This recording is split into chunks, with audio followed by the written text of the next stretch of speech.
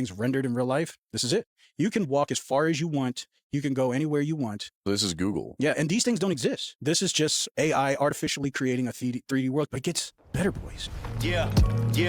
I was sleeping, had to wake up. Why? Every reason I can think. What's up, YouTube? Today, we'll be looking at disturbing TikToks that'll make you question reality. So without further ado, welcome to Adam Strain Reacts. Let's get her done. This is how perfumes can actually kill you. It disrupts the gut microbiome, it disrupts the lungs, affecting your immune system. When you're spraying perfume on a leaf, it dies. I can't even walk into a store anymore. You walk to the perfume aisle and they're spraying in front of you. It's almost like an obstacle course. All of this is so toxic and poisonous for you. They're all endocrine disruptors. Men, your testosterone's getting lower. Find some natural things. Use herbs, spices. What if we're already at double simulation? This week, Google Gemini 3 shows us Inception. Nothing beats a Jet2 holiday. And right now, you can save £50 per person. That's £200 off for a family of 4. So this person was just watching somebody else watching a Jet2 holiday. But it gets better, boys. It gets better. And so this is a rendering. And this is all just by a text prompt. But they're just out there walking in real life now. And this is all rendered live. You know, the simulation theory, how everything's rendered in real life. This is it. You can walk as far as you want.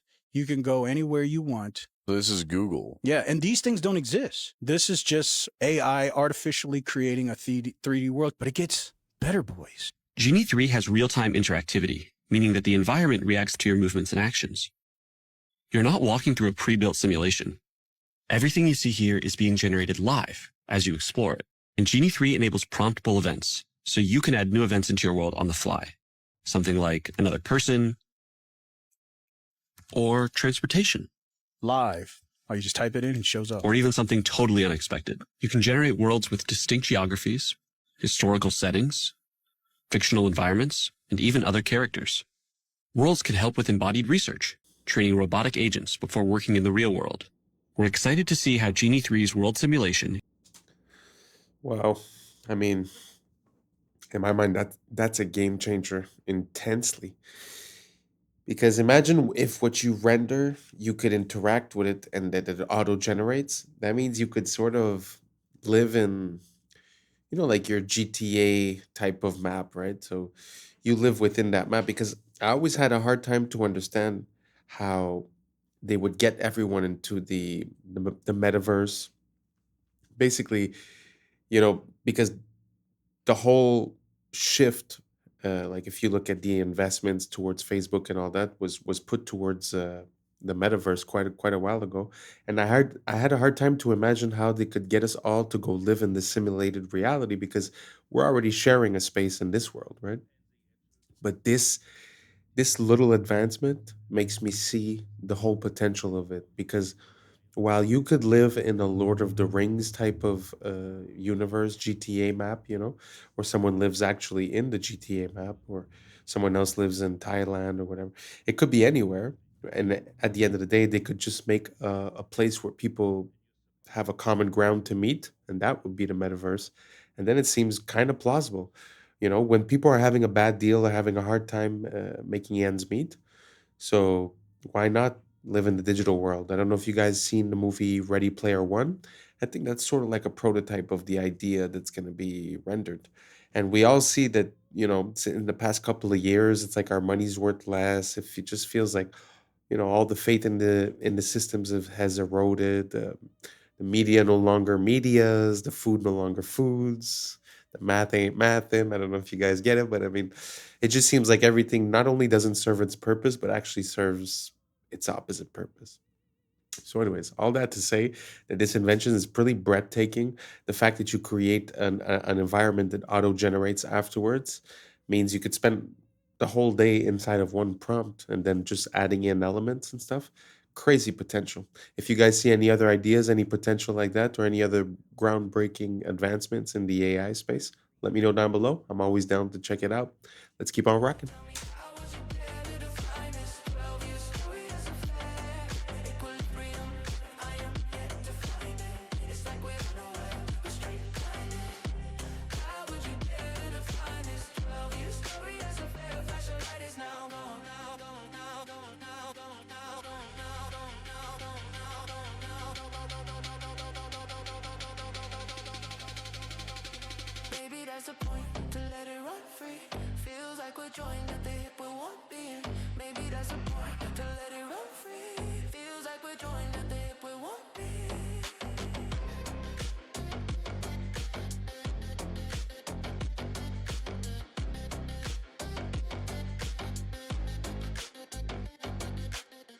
Check out this chimpanzee absolutely smash this memory test. This memory test is set to the hardest setting, and most humans would fail it.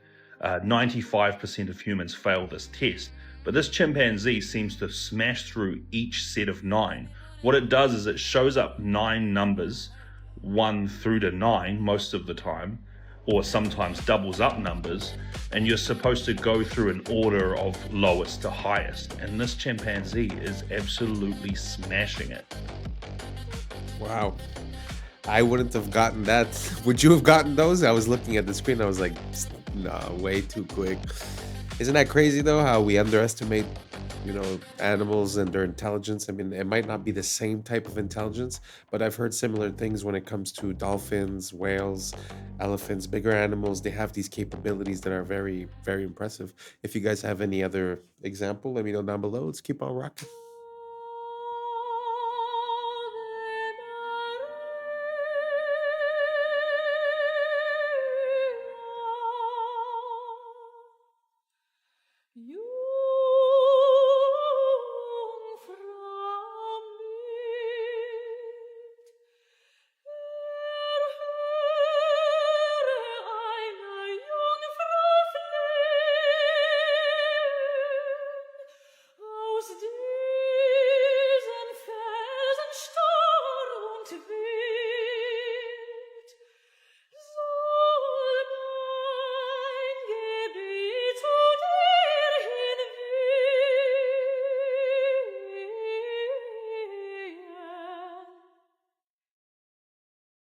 This is the deepest hole humans ever drilled, and no, it didn't stop because of creepy screams from hell stories. Russia's Kola superdeep borehole, over 12 kilometers straight down, deeper than Mount Everest, is tall. Deep below, rock shattered like glass, seawater leaked out, and fossils showed up kilometers deeper than expected.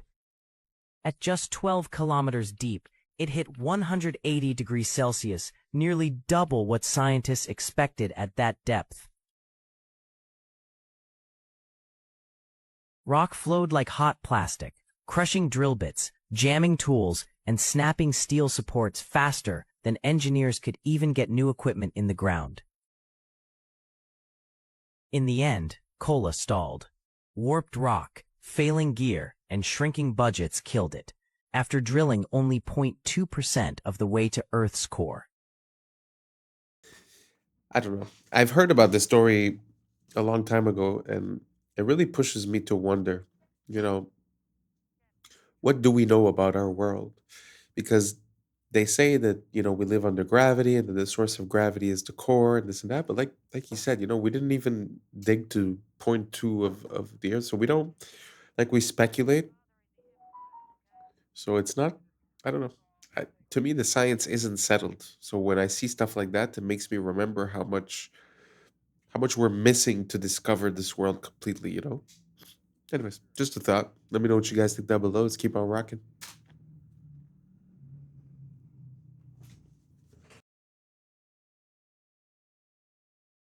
Chat, picture up, Temple.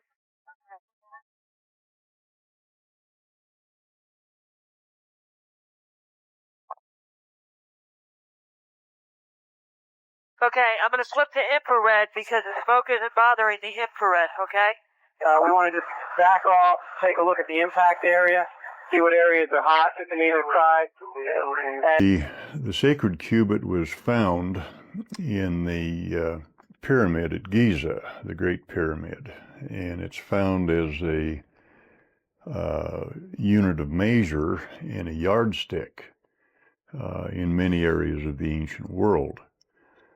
But this particular measurement was carved in stone just above the entrance to the king's chamber. The rings made in this cubit length have a natural resonant frequency of 144 megahertz, which is a harmonic of light speed. It's a harmonic of 6 times gravity. It's a harmonic of the mass at the center of a light field. And in recent years, we've discovered that it is also a measurement of a wavelength in the standing gravity wave of the planet.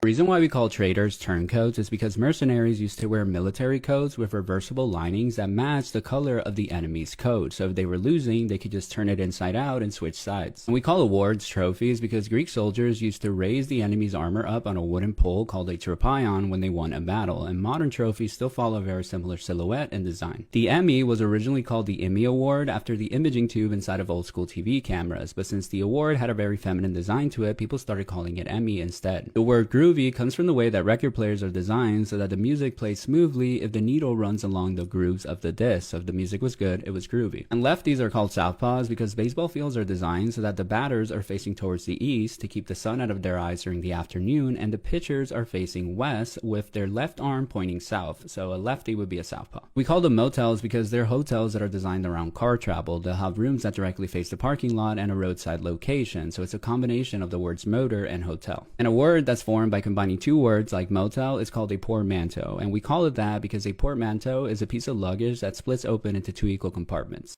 Okay, so this is either Pakistan or India, one of you guys will know, a river of trash. Some of these rivers, by the way, are biologically dead, like not even an organism is alive in it because of all the chemicals, not just obviously the plastic. This guy, who I'll tag and mention, goes and cleans it up. Like we're talking, he goes to their country, cleans up their rivers. This is while we ban plastic straws, by the way. This is the guy, Alexei Sabrinsky. I'll tell you all about it. But here's the shocking part. We talk all about philanthropy. You have the Rockefeller Foundation partnering with Mr. Beast. You have the owner of Microsoft. Philanthropists. Woo! Here's some philanthropy for you. Bring back hemp plastic. And side note, dismantle Monsanto and the corporations that are trying to control the world food supply and release the free energy patents. Otherwise, everything else is fake. I don't care what philanthropy they think they're doing until they release the free energy patents and the technologies they're hiding from us and start actually using hemp plastic. It literally is a few policies away. If I was in control, man, slickety split, we'd have policies out the yin yang, clean water, clean food, clean healthy, no microplastics, no toxins. But seemingly, there's an intentional plan to do the opposite of that. I'm not smarter than Rockefeller. I mean, of course, they know these things. It's part of the plan. Let me know your thoughts in the comments below and follow for more. Shout out to this freaking legend cleaning up freaking dirty river water. Wow. Props to him for doing something for nature and for the earth and something that he's passionate about. But it does make me think when he talks about the hemp, it makes me think of the first cars that were created. From what I understand, the first cars that were created, they were made out of hemp as well. And they were basically, hemp has always been a part of our society. From what I gather, even ancient seafaring civilizations, the reason why they were able to do that is because they have the rope to hold the sails and all that stuff. And supposedly those ropes were made out of hemp. So from what I understand also, hemp is per time, it's the fastest growing, one of the fastest growing things that you can make. The seeds are good for food. Like he said, you can make plastic, you can make oils, you can make all kinds of stuff based on something more natural. So yeah, very interesting that he was talking about that. I haven't heard anyone talk about hemp in quite a while. Used to be a big thing back in the days, but now don't really hear much about it. You guys know about hemp? You guys know about the potential of hemp? Did you know that the first car was made out of hemp?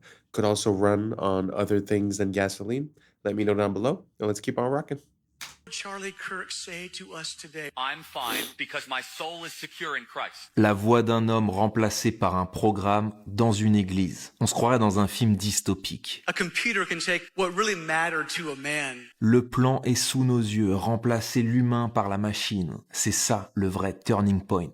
Kirk est exfiltré et on le remplace par une IA. It's a promotion. Même discours chez Melania. It is our duty to treat AI as we would our own children. Et Trump s'est réuni avec les 33 acteurs clés de la Silicon Valley AI is going to change everything. pour avancer l'agenda transhumaniste. Build out data centers and infrastructure to... Le 33, c'est la signature des rituels de transformation. C'est pour ça qu'il revient tout le temps.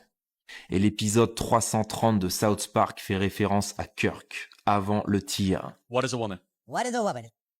L'émotion divise et on pousse des lois contre la haine. With hate speech, we will target you. Woke contre MAGA. clivage Est-Ouest. L'issue, c'est toujours plus de surveillance. Il polarise la masse dans tous les contextes. Russie-Ukraine, Gaza-Hamas, Epstein, Clinton, Covid. Tout ce qui est mainstream est encodé. Ils avancent ensemble, comme Candace Owens l'affirme. I'm one of the Masons of Turning Point USA. Donc posez-vous cette question. Si les gouvernements étaient vraiment en conflit, pourquoi ils convergeraient tous vers le même futur? $7,000 per post. I know I've seen that happen a lot with you, Emily, and you're also at that meeting with influencers. So what's the reality of the situation? I'll speak on behalf of myself, and honestly, on behalf of they target influencers who agree with the cause and then recruit us for meetings like what you saw with Vivi for messaging. With that being said, I can safely say any influencer. With all due respect, I don't think it's completely accurate to say that influencers aren't getting paid, because let me tell you, they offer that money to me, and I sent you that exact email, let me pull it up. The Consulate General, okay, wrote me an email offering to pay me to go. They would pay all my expenses and also pay me, and then they offered to give me a spot for my guest. I shot that down. I declined because it didn't sit right with me. This is about a year ago, okay? If tomorrow I got bankrolled, I'm already. Why can I be paid for that? Are you registering as a? Are paying me for service? I work. You should be registering. That's fine. I don't know what saddens me more. The fact that you don't see any beautiful passenger trains like this, especially in America, or the fact that such amazing and beautiful pieces of old world machinery, like these trains, were allowed to sit out in the middle of a field and rot away. But just look at the railways of the old world in their prime and how beautiful they looked. Now compare a few of these to what we get on Amtrak today. I can certainly see why the federal government continues to pump millions of dollars into them. But they had everything from rocket trains to Zeppelin trains, like you saw in my previous video. And they even had Zeppelin trains on elevated rail. A truly beautiful golden age of travel. And sad how, in America especially, we've invested so little into proper passenger train service. The controllers would rather tear down all of our beautiful architecture to put up highways and freeways and ugly parking structures in downtowns, making sure we all are slaves to our oil-dependent vehicles. Amazing the innovation that came from that time. Question everything, friends. Until next time. Well, I don't know if any of those pictures were AI, but how impressive was that? It's hard to believe that there was that many iterations of the train when, I mean, the train didn't last that long, no? Because it was not too long before the cars, and once the cars came in, it sort of took over. So I don't know, maybe I'm mistaken, but in my mind, it's only 100 years or so, or maybe 200 years where it was the big thing. So it's kind of surprising that there was that many different versions and types, and I had never heard of a rocket train, a Zeppelin train. Super interesting. I'm going to look for more information on that. Let me know what you guys think down below, and let's keep on rocking. Okay, remember how it's illegal to keep crows as pets? Well, this Russian man, maybe in Russia they do things different. Check out what this guy has going with this freaking crow. Ходим, собираем грибы. Нашли уже чуть-чуть. Mushrooms. Вот Гоша сейчас опять в поиске. Знаете, головой вертит туда-сюда и смотрит. Где же грибочки? Ага, попить. They got good vision, man. Holy cripers. Beautiful creature, man. And you know, it looks black, but they actually are blue feathered. If you get the right lighting on them, they're actually blue. Serious. Начал метаться из стороны в сторону. Может быть, что-то и заметил. Сейчас ближе подойдем. Может взять гриб. Но я его пока не вижу. Может быть, он заметил. Oh. Так. А, вон. Where's the mushroom? How'd he spot that? Дашь? Дай. Дай грибок. Ой, ты дал! Молодец! Good boy, man. Я думал, ты сам съешь. Ну ладно. На, ножку забрать. Oh, he's eating it. Умничка. Все, иди прячь. Wow. So the trick is, if you have a bill, you can put money in your hand and have seeds in your hand. And you teach a bunch of crows to bite the money first, and then you open your hand and give them seeds. You're training them to bring you money. You can do this, but you're not supposed to keep them as pets. But it's not like dolphins, where you're literally not even allowed to interact with them outside of an approved, like SeaWorld. At least crows, you can, befriend them, but you cannot keep them as pets. Which is shocking, because you could literally keep a bunch of weird stuff as a pet, but not a crow. Why? I love crows, man. Plus, crows can remember your face and can tell their friends, their peers, their children, their little hatchlings, they can tell them what you look like. They can transfer knowledge and information. I don't know, through their brainwaves, or I'm sure it's not from cawing. Like, caw, like you can't really, that doesn't really tell you anything. It's got to be psychic. So I'll be the first to say it. Crows are psychic. They're high vibrational beings. They're very smart. Do not mess with a crow. Be nice to them. They'll remember you forever. And they might bring you a friggin' diamond ring they find on the ground or something. I mean, there's stories you wouldn't even believe. So, love animals, love creatures, and absolutely incredible video out of, what is this? Vladivostok, Russia. Come on. Comment for more animal information and follow for part 2, or comment or follow vice versa. Come on. Town of Sparta, just outside Athens, you'll find Dimitrios Gatsi. He specializes in reviving ancient armor from Greek history. Η σημασία της πανοπλίας στην αρχαία Ελλάδα ήταν πολυδιάστατη. Από τη μία έπρεπε να κατασκευαστεί με τέτοιο τρόπο ώστε να προστάτευε τον οπλίτη από θανάσιμα χτυπήματα, αλλά ταυτόχρονα και να τρόμαζε και τον αντίπαλο. Έτσι ώστε να απέφευγε, αν ήταν δυνατόν, ακόμα και την σύγκρουση. Είχαμε έναν νικητή χωρίς να δοθεί καν μάχη. Είχα την ευκαιρία να επισκεφθώ πολλά μουσεία της Δυτικής Ευρώπης και να δω με τα ίδια μου τα μάτια πόσο έχουν αφοσιωθεί και πόσο έχουν προβάλει τις πανοπλίες της Δυτικής Ευρώπης. Μέσα μου γεννήθηκε το ερώτημα, γιατί εγώ στην Ελλάδα σε κανένα μουσείο δεν έχω δει μία μεσαιωνική ελληνική πανοπλία. Αυτό το ερώτημα έγινε αιμονή και όλη μου η ζωή αφοσιώθηκε στην απάντηση αυτού του ερωτήματος. Η αρματοπία είναι μια τέχνη πάρα πολύ ενδιαφέρουσα, καταρχάς γιατί δεν υπάρχει δάσκαλος, δεν υπάρχει προηγούμενο. Πρέπει να τα ανακαλύψεις όλα μόνος σου και αυτό είναι πάρα πολύ συναρπαστικό. Ανακαλύπτεις έναν κόσμο, μια τέχνη η οποία είχε εξαλειφθεί από την Ελλάδα για τουλάχιστον 6-7 αιώνες.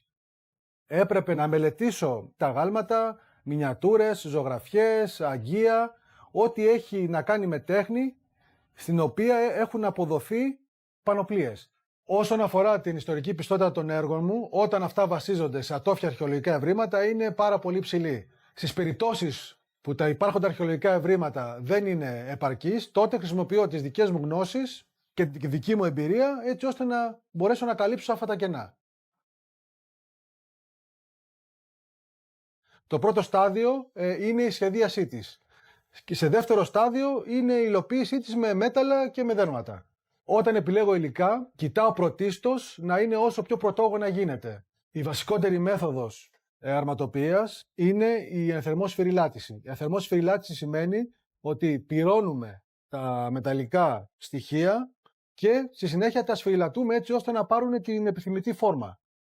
Επιπροσθέτως, υπάρχουν και κάποιες βασικές τεχνικές οι οποίες αφορούν το κόψιμο δερμάτων, τη δημιουργία αλυσοπλέγματος, την επικόλληση μεταλλικών στοιχείων επάνω σε δέρματα με τη βοήθεια πριτσινιών κτλ. Το τελευταίο στάδιο, από τη στιγμή που έχω κατασκευάσει όλα τα επιμέρους στοιχεία μιας πανοπλίας, είναι η συναρμολόγησή τους. Μία από τις μεγαλύτερες ικανοποιήσεις ενός καλλιτέχνη είναι να βλέπει τις εκφράσεις θαυμασμού στα πρόσωπα των επισκεπτών. Σε κάθε ιστορική περίοδο της ελληνικής ιστορίας υπάρχουν και διαφορετικές πανοπλίες. Κατά τη μικηναϊκή περίοδο οι πανοπλίες είναι τερατόμορφες, είναι τρομακτικές, προκαλούν δέος και τρόμο στον αντίπαλο. Κατά την κλασική, αρχαϊκή και κλασική περίοδο οι πανοπλίες μοιάζουν πάρα πολύ με το ελληνικό άγαλμα. Είναι καλέσθητες, είναι λίες, είναι λαμπερές και είναι όμορφες. Κατά τη βυζαντινή περίοδο οι πανοπλίες έχουν αυτή τη μεγαλοπρέπεια μιας χριστιανικής εκκλησίας. Πολύ συχνά η εικόνα που έχουμε για τους αρχαίους Έλληνες οπλίτες είναι τελείως λάθος, είναι εσφαλμένη. Η εικόνα των αρχαίων Σπαρτιατών, έτσι όπως παρουσιάζεται μέσα από την ταινία The 300, είναι τελείως λάθος. Οι αρχαίοι Σπαρτιάτες πηγαίναν στο πόλεμο πλήρως εξοπλισμένοι με μπρούτινες πανοπλίες. Δεν πήγαιναν με σλιπάκια και με γυμνούς κοιλιακούς. Βρίσκω την ιστορία ενδιαφέρουσα γιατί μας διδάσκει το μέλλον. Μπορούμε να πάρουμε πολλά παραδείγματα από το παρελθόν έτσι ώστε να αποφύγουμε προβλήματα του μέλλοντος. Πηγαίναν στο πόλεμο It's not the usual content, but I really like to see people that have these unconventional passions and that are really dedicated to it and listen to his whole process. I find it so amazing, and also his conclusion to everything is very nice. Anyways, we made it to the end. Thanks for rocking with me. And that's a wrap for today, familia.